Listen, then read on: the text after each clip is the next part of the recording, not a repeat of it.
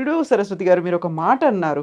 వాడికి ఇంట్రెస్ట్ ఉందా లేదా ఇంజినీరింగ్ అంటే అది ఫస్ట్ తెలుసుకోవాలి అన్నప్పుడు, అవును. చాలా ఇంట్రెస్ట్ ఉందండి. కాకపోతే ఎంసెట్ క్వాలిఫై అవ్వలేదండి. ఆ! వచ్చిందండి పెద్ద ర్యాంక్. బట్ ఇంజినీరింగ్ మాత్రం చేయాలండి. మా పిల్లలు ఇంజినీరింగ్ చెయ్యాలి హ్మ్. అనుకునే వాళ్ళకి ఏం చెప్తారు మీరు? అలాంటి వాళ్ళకి కూడా ఉన్నాయి కదా ఉంది కదా ఇప్పుడు. కాలేజెస్. ఇప్పుడు కాలేజ్ ఉంది. మేము మొన్న వెళ్ళొచ్చాం కైట్ కాలేజ్కి, హ్మ్. కాకినాడ దగ్గర. Extraordinary college. వాళ్ళకి ఒక బి కేటగిరీ ఏదో అంటారు. నాకు ఐఎమ్ నాట్ వెరీ అంత మేము అందులో పనిచేయం కాబట్టి హ్మ్. మాకు తెలియదు అది. అందులో ఏంటంటే మీకు ఎంసెట్ రాకపోయినా మీరు అందులో జాయిన్ అవ్వచ్చు. ఎంసెట్ ర్యాంక్ ఏముందమ్మా, ఒక ఎగ్జాంపుల్ చెప్తా చిన్నది.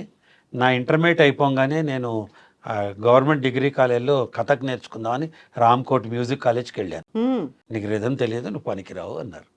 చాలా బాధపడ్డా న్యాచురల్లీ. ఏదో నేర్చుకుందాం అనుకున్నా, సీట్ రాలేదే అని బాధపడ్డా. 3 ఏళ్ల తర్వాత నేను హీరో అయ్యి అదే కాలేజ్ చీఫ్ గెస్ట్గా వెళ్ళా. ఓహ్! గుర్తుపట్టారా వాళ్ళు? చెప్ప ఒక ఎగ్జాంపుల్ చెప్తున్నా. మీరు తలుచుకుంటే నిన్న అవును. ర్యాంక్ రాలేదని బాధపడుతూ ఉంటే ఈరోజు మనం ఇంజనీరింగ్ ఎందుకు ఆపుకోవాలి? హ్మ్.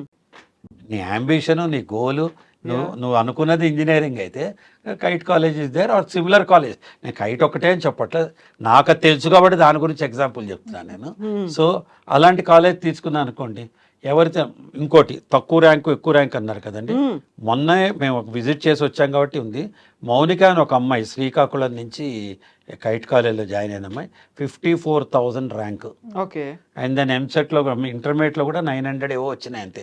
అంత పెద్ద ఎక్స్ట్రాడినరీ వావ్ అని పేపర్లో వేసేంత పర్ఫార్మర్ కాదు. హ్మ్.